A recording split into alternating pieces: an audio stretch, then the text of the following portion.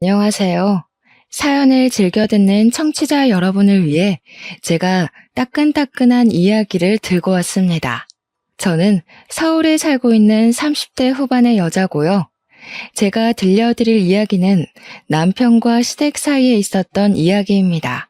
과거 이야기부터 쭉 시작할 텐데 남편의 살아온 이야기가 얼마나 기구했는지, 그리고 최근에 벌어진 아주 큰 이야기까지 해보려고 합니다.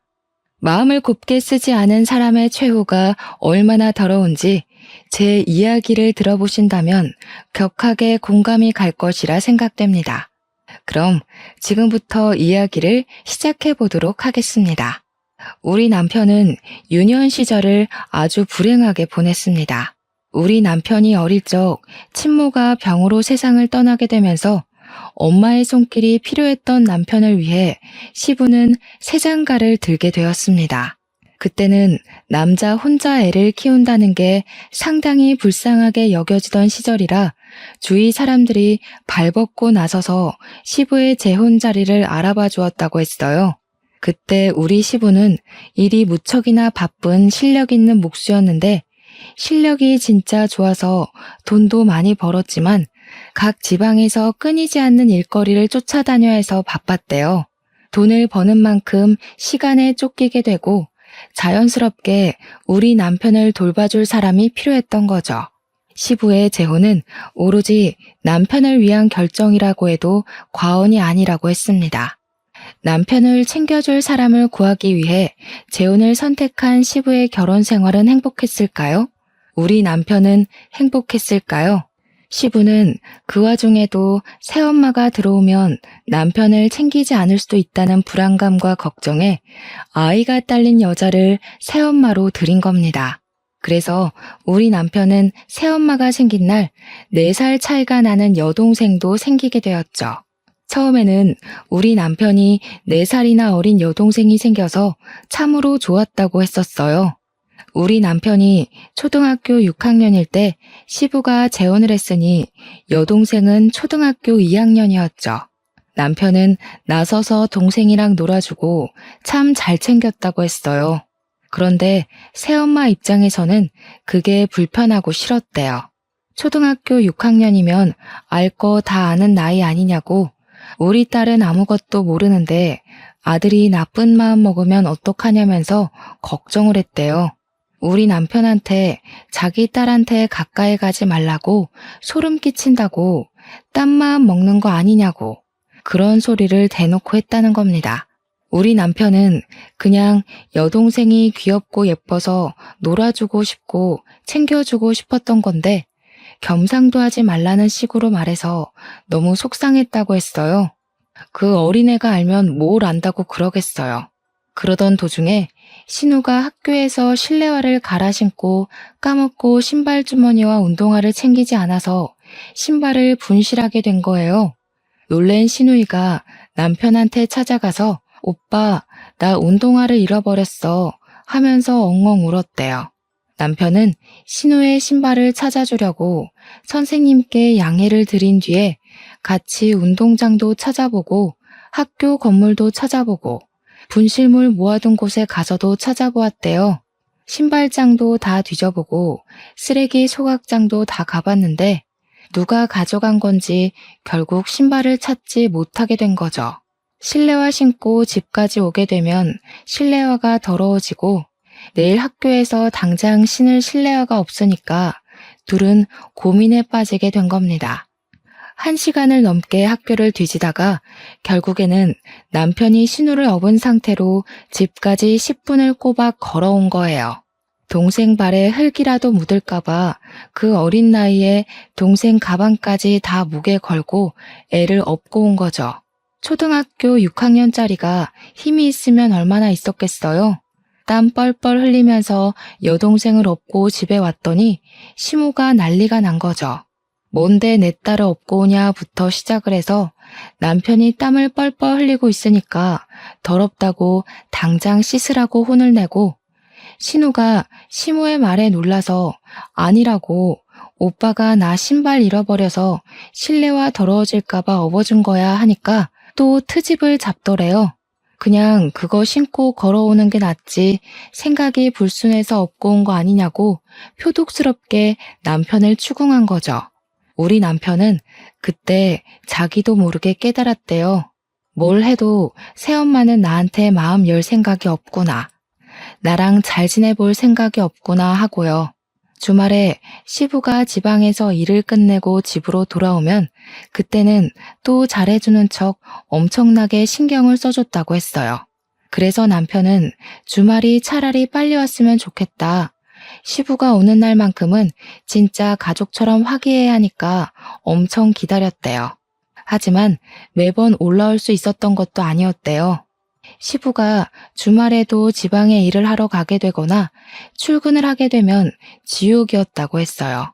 방문을 잠그고 거실에 나와볼 수조차 없었대요. 거실에 나가면 왜 나왔냐고 방에 들어가라고 윽박을 질러서요. 밥은 맨날 맨밥에 김치, 김, 참치캔 이런 것만 주고 먹고 싶은 걸 말해도 어쩌라고 하면서 들어주지도 않았대요. 신우가 먹고 싶다는 건 사다 주던 해주던 어떻게든 먹게 해주면서 남편이 햄이라도 구워주시면 안 돼요? 하면 햄이 없어 하고 말았대요. 솔직히 애 키우는 집에서 햄은 무조건 구비해두는 재료 중에 하나잖아요. 먹는 걸로 차별받으면 정말 서러운 거 아시죠? 하지만 남편은 새엄마니까 하면서 꾹꾹 참고 그러려니 했대요. 아무튼 우리 남편이 중학생이 되고 나서부터는 차별의 강도가 점점 심해지기 시작했대요. 집에 가봐야 온 것도 모르고 아예 신경도 안 쓰고 밥도 제대로 챙겨주지도 않았고요. 오죽하면 교복 빨래도 남편이 스스로 해야만 했다고 하니까 정말 시모가 나빠도 너무 나빴죠. 집에 있는 게 너무나도 싫었던 남편은 결국 시부한테 부탁을 해서 종합학원을 다니기 시작했대요. 학교 수업이 끝나고 학원에 가서 하루 종일을 시간을 보내고 집으로 돌아오는 게 마음이 편했던 거죠.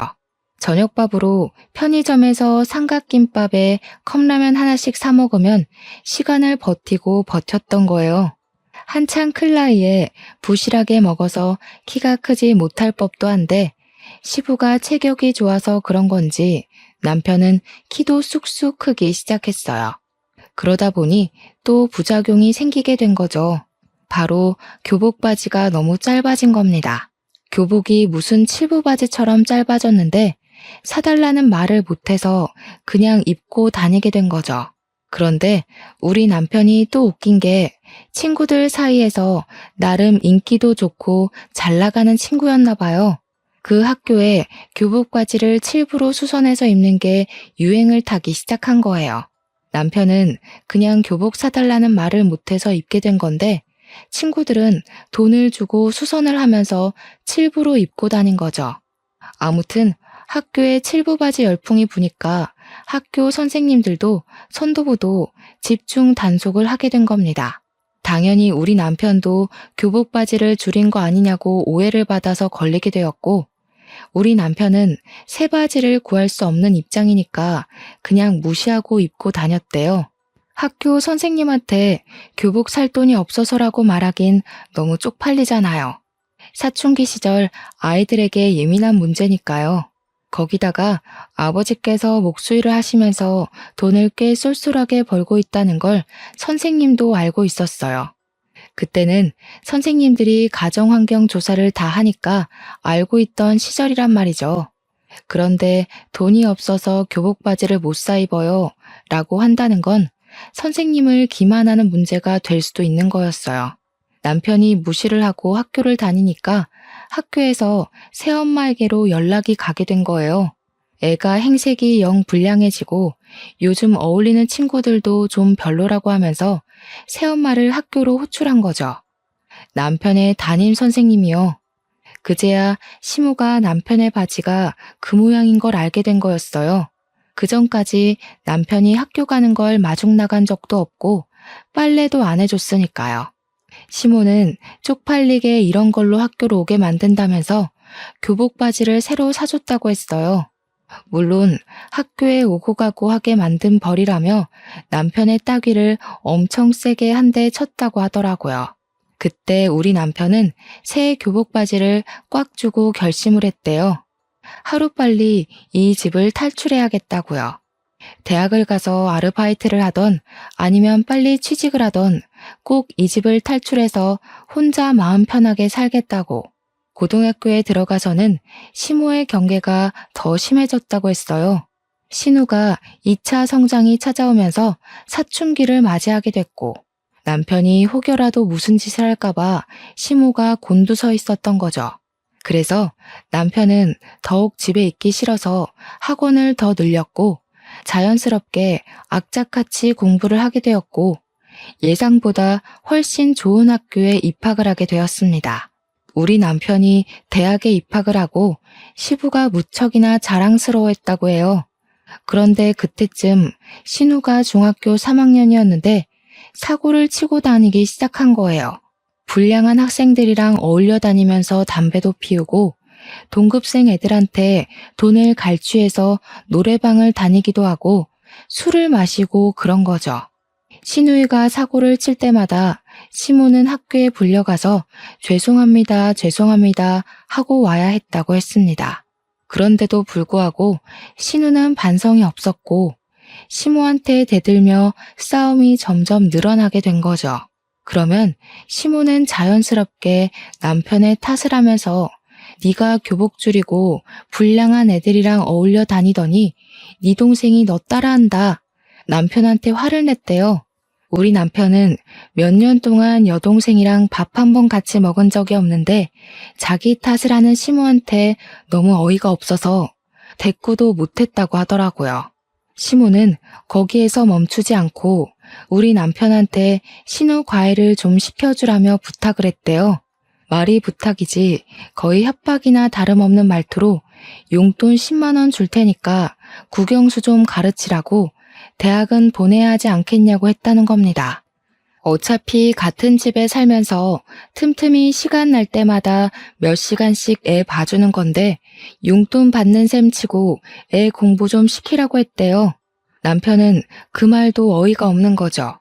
10만 원에 몇 과목을 봐주라고 하니까 우리 남편이 좋은 학교에 다녔기 때문에 다른 애들 과외하면 한 과목 가르치는데도 한 달에 40만 원은 받았단 말이죠. 그런데 고작 10만 원에 틈날 때마다 전 과목을 가르치라고 하는 게 도둑놈 심보지 뭐겠어요. 남편은 애초에 싹을 잘라놔야 한다는 생각이 들어서 딱 잘라서 거절을 했대요. 신우, 딱 봐도 공부할 머리는 아닌 것 같다고 맨날 저렇게 담배 피우고 술 먹고 나가서 노느라 바쁜데 무슨 공부냐고 포기하시라고 했대요. 그러니까 시모가 어쩜 오빠가 돼서 그런 말을 할 수 있냐고 따졌다는데 애초에 가족 취급 안 한 건 시모였잖아요. 남편이 신우가 얼굴은 좀 예쁘장하게 생겨먹긴 했으니까 저 얼굴 가꿔서 시집이나 보낼 생각하라고 했대요. 시모가 노발대발 난리가 난 걸 뒤로하고 잔소리 듣기 싫다고 바로 휴학계 내고 군대에 가버렸답니다. 글쎄. 일찍 군대에 가는 사람들은 대학 입학하자마자 휴학계 내고 군대로 바로 간다면서 남편도 그렇게 했대요. 아무튼 군대에 있는 동안에 받는 작고 소중한 월급들 깡그리 한 푼도 안 쓰고 모아서 군대에 전역하자마자 학교 근처에 고시원 같은 원룸을 얻었대요. 처음 가져보는 아무도 없는 자신만의 공간이라 너무나도 소중하고 좋았다고 하더라고요. 시부가 그래도 대학 등록금은 다 내주고 용돈도 보내줘서 과외에서 버는 돈까지 합쳐서 생활비로 썼다고 하더라고요. 우리 남편 생활력 참 강하죠? 그래서인지 집안일도 참 잘해요. 아무튼 대학도 잘 졸업하고 햇볕도 거의 안 드는 원룸에서 악바리처럼 취업 준비를 해서 대기업에 떡하니 취직도 하게 된 거죠. 남편은 대기업 취업이 확정된 그날 햇볕이 안 드는 그 집이 남양집처럼 따뜻하게 느껴졌다고 했어요. 대기업 취업한 뒤 눈칫밥 먹으면서 열심히 일하다가 누굴 만났게요? 바로 저를 만났습니다. 저랑 같은 회사 사내 커플이었거든요.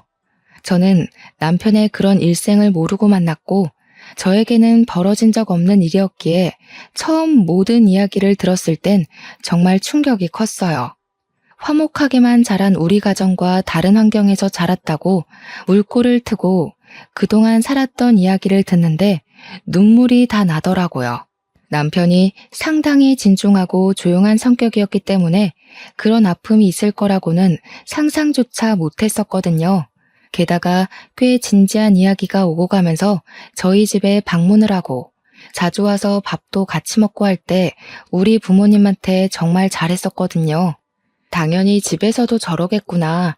사람이 참 바르게 자랐구나. 친딸인 저조차도 못하겠다 싶을 정도로 세세하게 우리 부모님을 챙겼거든요. 때가 되면 영양제 일일이 챙겨서 보내드리고 우리 엄마 스킨로션 떨어질 때가 되면 새로운 제품을 사다 바치고 했거든요. 당연히 본인 부모님께도 그러겠구나 했는데 전혀 교류 없이 지내던 상태였던 거죠.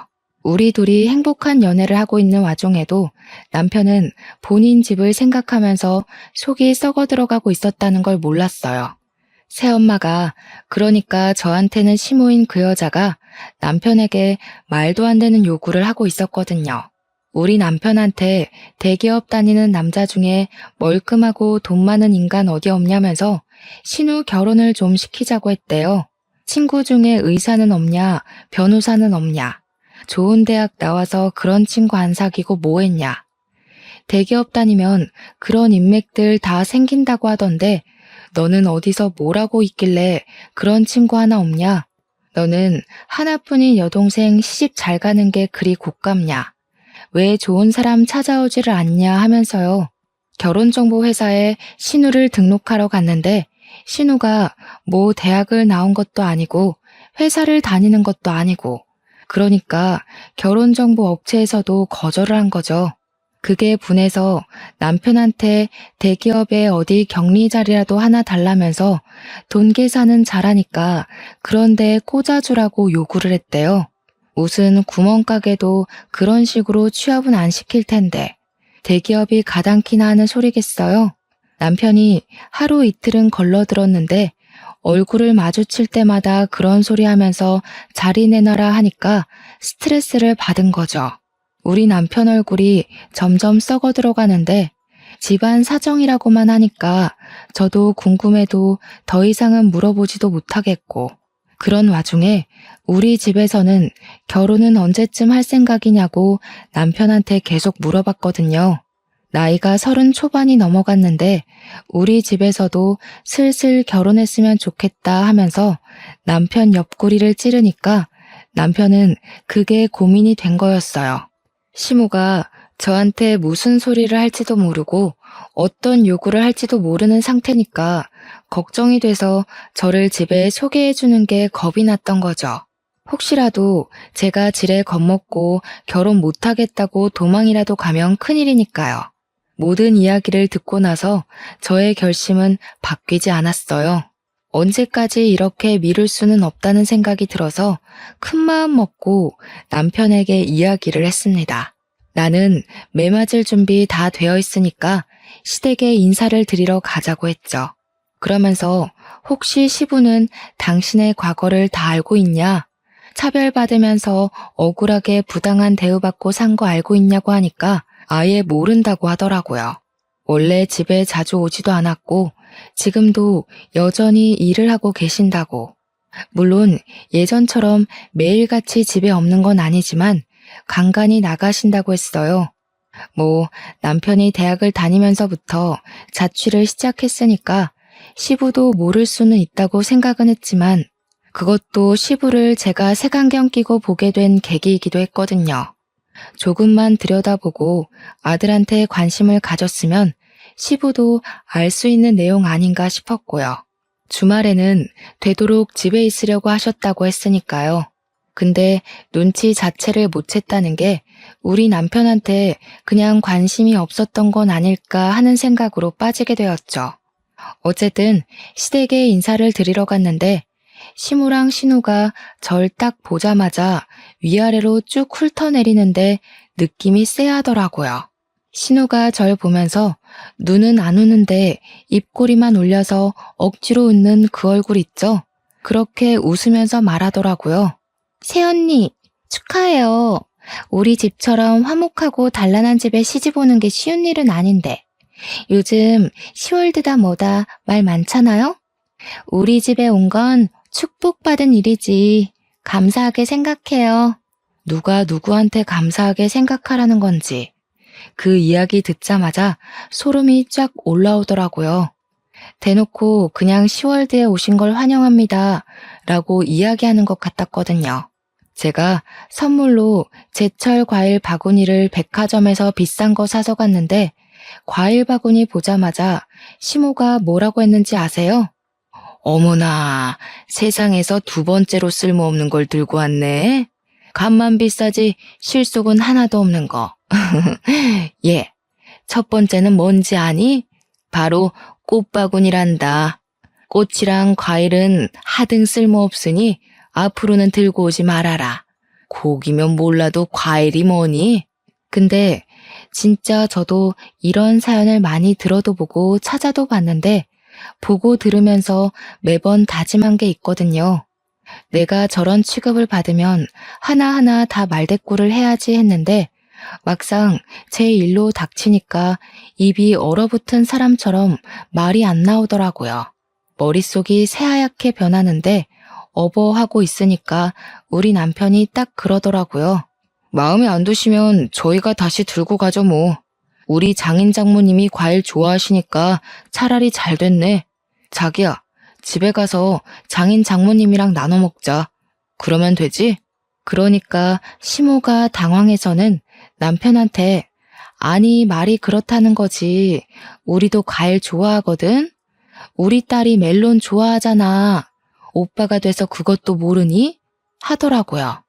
멜론 비싼 과일인데 잘 됐다고 이따가 우리 딸 입에 쏙 넣어줄게 하는데 남편이 심드렁하게 이야기를 했어요. 난 집에서 이런 비싼 과일을 먹어본 적이 없어서 몰랐네. 이렇게요. 우리 남편이 정말 처음으로 존경스러운 순간이었습니다. 어떻게 바로바로 그런 말을 뱉어내는지 멋있어 보였어요. 시모는 그 와중에도 입을 삐쭉 내밀고는 아니, 내가 어릴 땐 주지 않았나? 하면서 변명하고 있었고요. 그런데 시부가 딱 그러더라고요. 뭘 보자마자 예비 며느리한테 나를 세우고 그러냐고 저녁부터 먹고 이야기하자고요. 어차피 기대도 안 한 식사 자리긴 했는데 반찬이 생각보다 너무 단출해서 좀 실망감이 컸어요. 우리 남편이 이런 취급을 받고 자랐구나 싶어서 제 마음 한구석에서 스멀스멀 언짢은 기색이 올라오고 있었죠.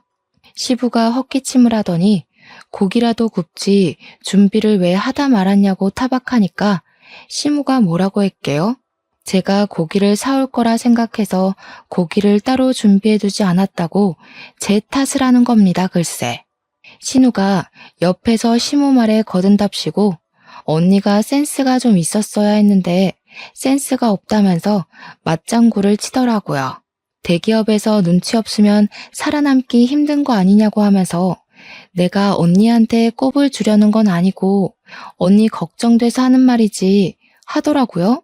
언제 봤다고 반말 찍찍 하는지 4살이나 어린 주제에 남편이 그런 여동생을 싸늘하게 바라보더니 사람 참 안 바뀐다고 너도 예전 그대로구나 하더라고요.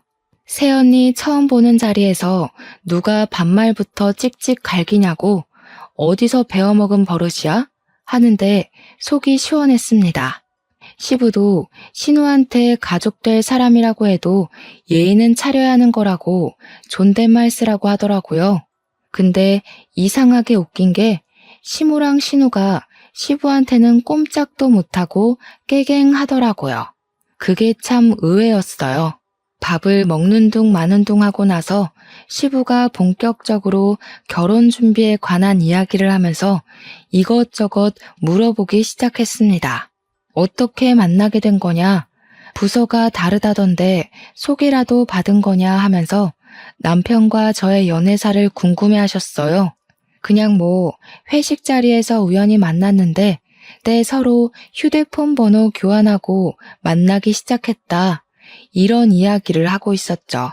근데 시모가 제 앞에 과일이란 과도를 탁 소리 나게 내려두는 거예요.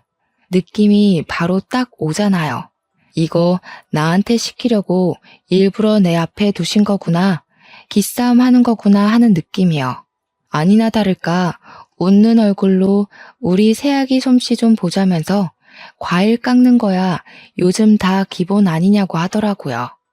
신우는 그 기본도 못하게 생겼던데 뭐 보여달라고 하시니까 제 솜씨를 자랑해야겠다 싶었습니다.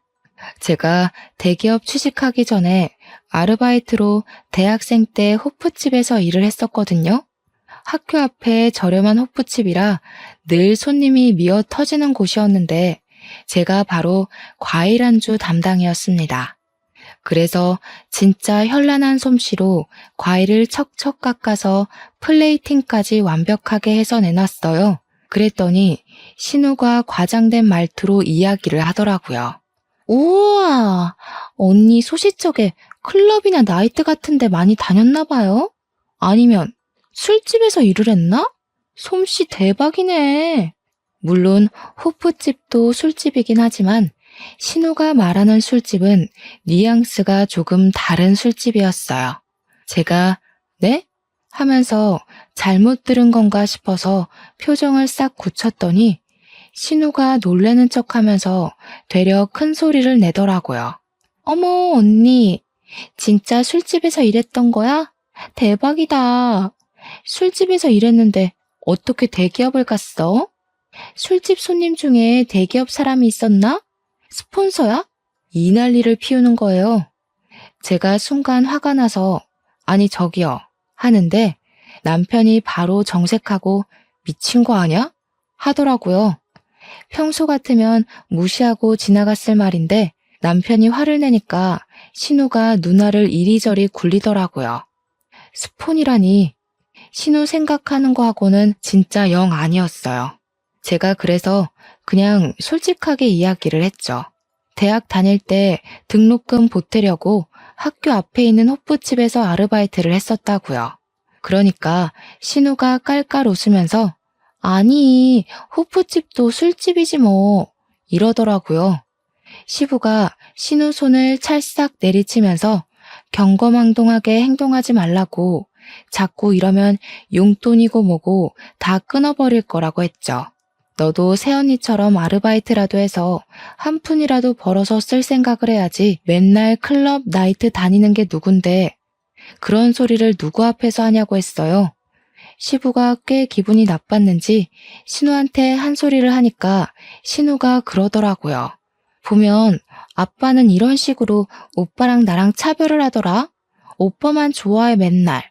입을 삐죽이면서 이야기를 하는데 차별은 누가 받았는데 그딴 소리를 하는 건지 제 속이 터져나가는 느낌이었습니다.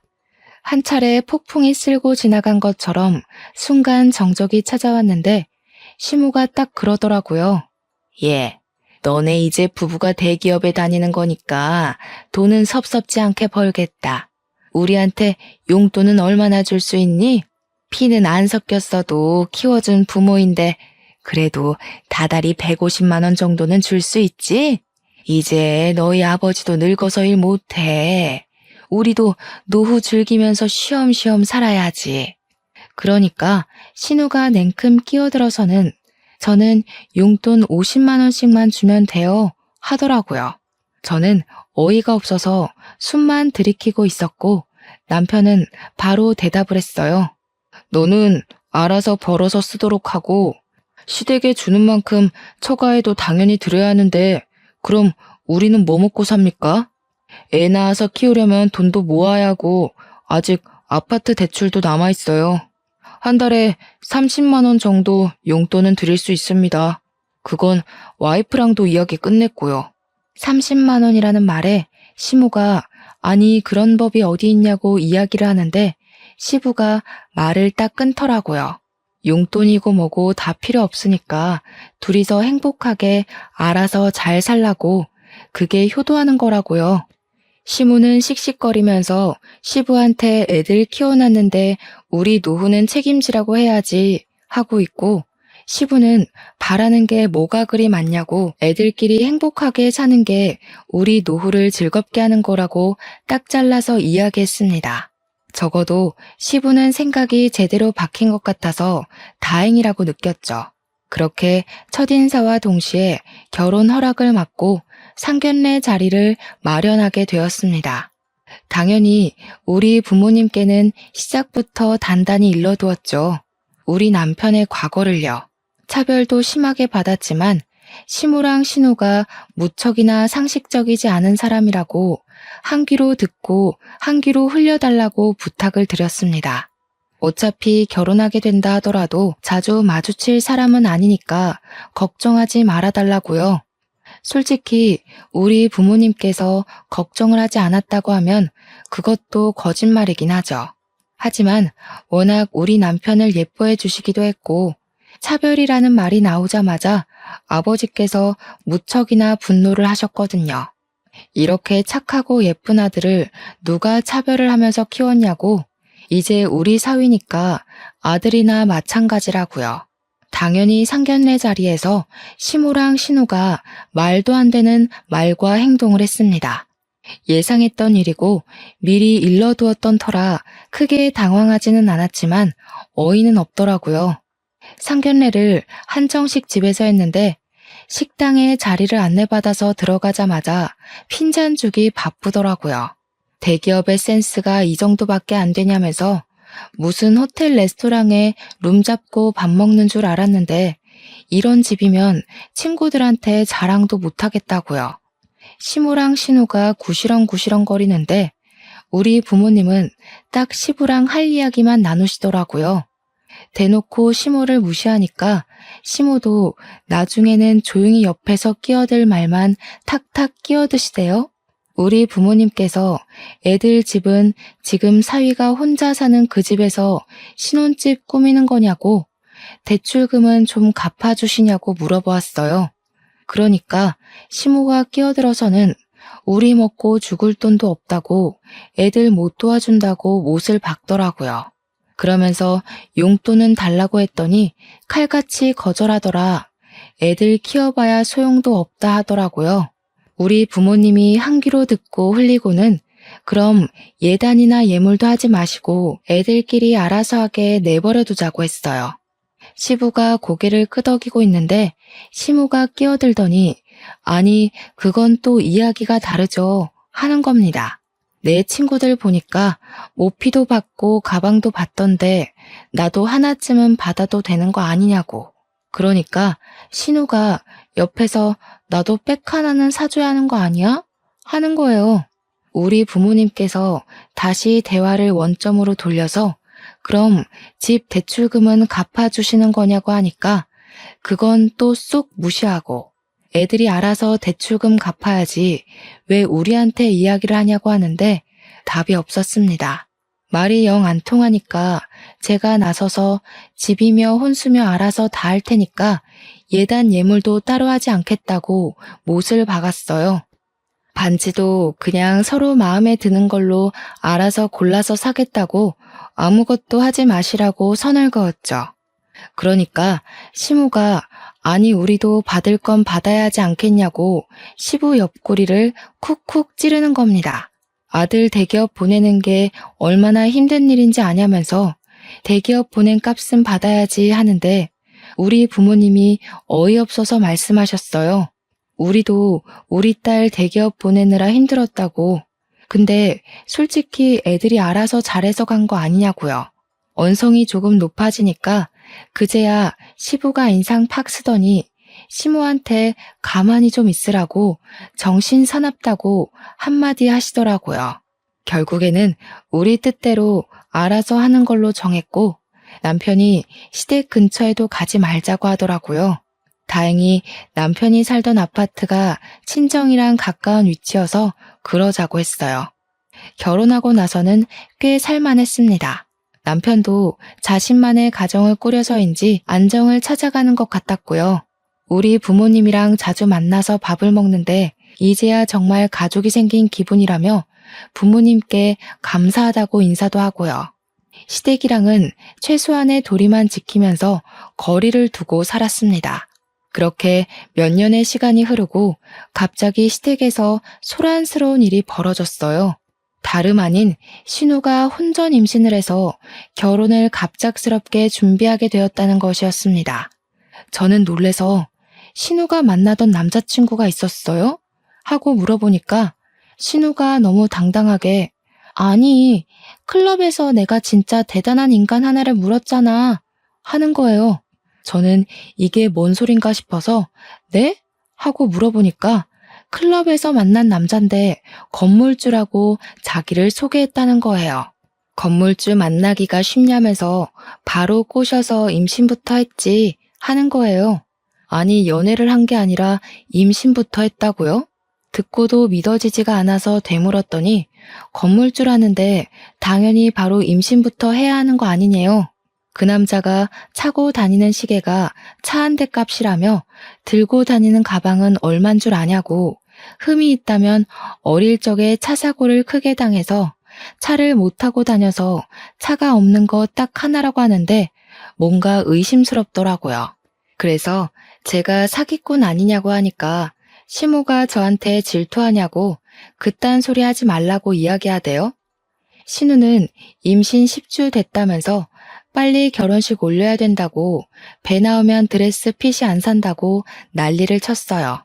진짜 너무나도 기가 막혀서 말이 안 나오더라고요. 당연히 반전도 존재했습니다. 신우가 결혼을 준비하는데 뭔가 이상하더래요.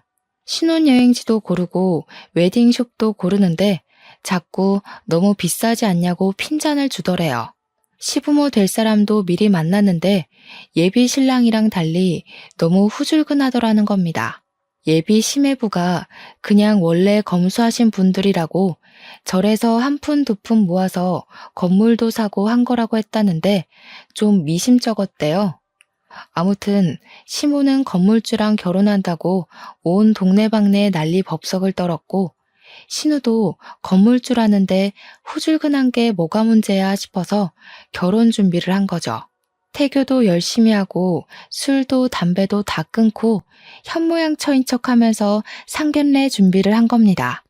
당연히 우리 부부도 와서 대기업 다닌다고 자랑해줘야 된다길래 머릿수 채우러 따라 나갔죠. 그런데 저랑 남편이랑 예비 사돈을 보는데 인상에서 풍기는 그 특유의 제비 느낌이 영 별로였습니다.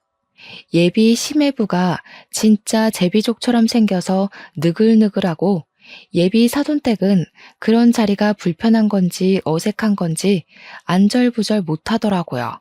이미 임신 15주가 된 신우는 배가 슬슬 나오기 시작했고 더 나오기 전에 드레스를 입어야 한다며 빠르게 예식 날짜를 잡자고 이야기를 하고 있었어요. 그런데 우리 시모가 또 욕심이 그득한 사람이잖아요. 대놓고 예비 사돈댁에 물어보기 시작한 거죠. 애들 집은 어디로 해주실 건지, 가지고 있는 건물 월세는 얼마나 들어오냐, 어디 동네에 있냐 이런 거요. 그러니까 예비 사돈댁이 그러는 겁니다. 집은 애들이 알아서 하기로 한 거 아니었나요? 건물 월세는 무슨 월세요? 사는 동네는 금천구인데요. 시모가 고개를 갸우뚱하면서 아니 건물주라면서요 하니까 건물주? 무슨 건물주? 우리 집 전세예요 한 거예요. 그러면서 예비 사돈도 궁금했다면서 우리 시부가 집 짓는 사람이라고 하던데 어디 건설업 사장이냐고 묻더라고요. 순간 정적이 확 생기는데 저랑 남편은 이게 뭐지? 하면서 머리를 굴리고 있었어요. 다들 질문만 가득한 대화를 하다가 실체를 알게 된 거죠. 신우랑 예비 시매부가 둘 다 집안에 대해서 거짓말을 친 것이었습니다. 알고 보니 예비 시매부는 개뿔 가진 거 하나도 없으면서 여자 하나 잘 잡아서 결혼하려던 제비족이었고 입고 다닌 것, 들고 다닌 것 모두 짝퉁이었던 것이었어요. 신우는 행색만 보고 건물주라고 하니까 우리 아빠도 건설 쪽 일한다고 집 짓는 사람이야, 사장이야 하면서 거짓말을 친 거죠. 시부가 물론 목수였기에 완전 틀린 말은 아니지만 뉘앙스가 완전히 다르잖아요. 그 사실을 상견례 자리에서 모조리 다 알게 된 거죠. 예비 심해부는 뭐야, 건설업 운영한다며, 사장이라며 이러고 있고, 시무는 야 뭐야, 너 시계랑 가방이랑 다 짝퉁이야? 건물주라며 하고 있고, 시부랑 시모는 머리 싸매고 이게 무슨 일이야 하고 예비 사돈댁도 어안이 벙벙해서 아무 소리 못하고 있고, 저랑 남편만 밥 먹으면서 강 건너 불구경하고 있었죠. 당연히 어떻게 됐겠어요? 결혼이고 나발이고 없었던 일로 하자면서 서로 사기꾼 집안이라고 욕하고 난리가 났어요.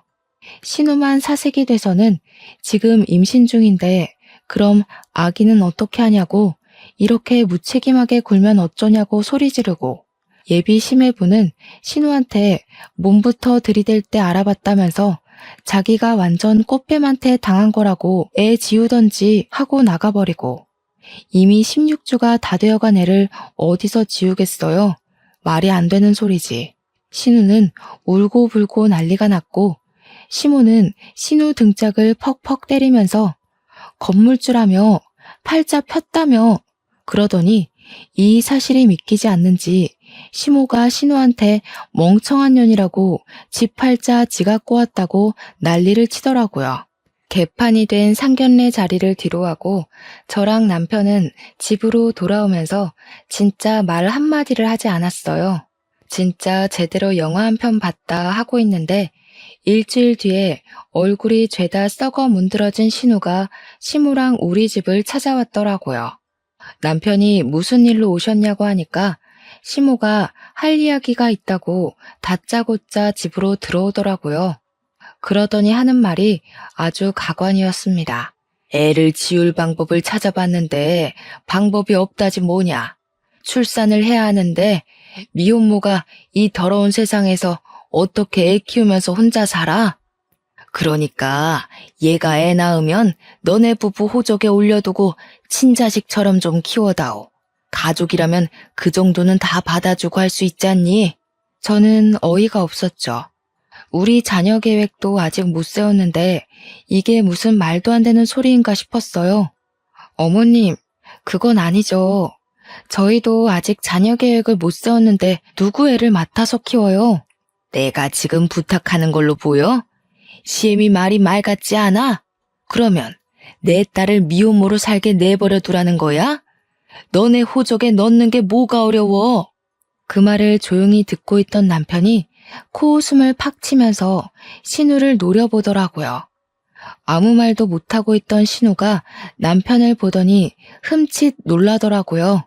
너 내가 차별받고 자란 과거를 다 알면서도 나한테 네 자식을 맡기고 싶냐? 내가 네 자식한테 무슨 짓을 어떻게 할 줄 알고 나한테 애 보내겠다는 소리를 아무렇지도 않게 해? 그러니까 신우가 놀래서 오빠 하면서 벌벌 떨더라고요. 시모도 얼굴이 시퍼렇게 질려서 아무 소리 못하고요. 내가 당한 만큼 갚아주겠다고 해도 나한테 아이 보낼 자신 있어? 무섭다, 무서워. 어떻게 오빠가 돼서 아직도 그런 걸 마음에 두고 이런 식으로 동생을 괴롭혀? 차별을 한 사람은 모르지. 당한 사람만 아는 거지. 나 같으면 내가 무서워서라도 이런 부탁을 못할 것 같은데. 내가 얼마나 우습게 보였으면 이런 부탁을 해? 됐고, 죽이 되던 밥이 되던 혼자 애 키우면서 살아. 네가 저지른 짓 네가 책임지고. 그러더니 내 집에서 당장 나가라며 신우랑 시무를 쫓아냈어요. 얼마나 제 속이 시원하던지 박수를 쳐줬답니다. 그 뒤로 신우랑 시무는 저희 집에 나타나지 않았고 시부를 통해서 이야기를 듣게 되었습니다. 시모가 앞장서서 심해부 될 뻔한 그 사기꾼한테 양육비 청구 소송을 진행 중이고 신우는 결국 출산을 해서 미혼모로 아이를 키우고 있다고요. 가끔 우리한테 애를 봐달라고 시부를 꼬셔내고 있다고 하는데 제가 그랬죠. 우리 남편이 당한 일을 다 알고 있는데 저한테 애를 맡기겠다고요? 라고요. 그 덕에 시부도 남편이 과거에 당한 차별에 대해 모조리 다 알게 되었고, 시부가 노발대발 난리가 나게 된 거죠. 그렇게 아들을 괴롭혀 놓고 어떻게 애를 아들 호적에 입적시켜서 키워달라는 철면피 같은 소리를 할 수 있냐고. 그 와중에도 시모는 우리 남편이 너무하다고 했다네요. 시부는 짐 싸서 나가고 싶은 거 아니면 우리 남편한테 더 이상 연락하지 말라고 했대요. 신우가 저한테 연락 와서는 하루 정도 봐줄 수도 있지, 그걸 다 시부한테 일렀냐고 하면서 자기한테 너무 가혹하다고 하소연을 하대요. 저는 웃으면서 자업자득 아니에요? 했죠. 그러니까 신우가 이러면서 전화 끊더라고요. 이제 와서 신우도 왜 우리한테 친한 척 하는지 눈에 빤히 보여서 받아주지 않고 있어요. 아이를 낳았으면 당연히 책임을 져야 하지 않겠어요? 시모도 신우도 우리 남편 괴롭혔던 그 죗값을 태어난 아이에게 평생 숙지하면서 살았으면 좋겠습니다. 제 이야기는 여기서 끝이에요. 역시 사람은 죄 짓고 살면 안 되겠죠? 모든 일은 부메랑처럼 돌아오게 되어 있답니다. 저와 남편은 이번 일을 잊지 않고 꼭 기억할 거예요. 제 이야기를 들어주셔서 감사합니다.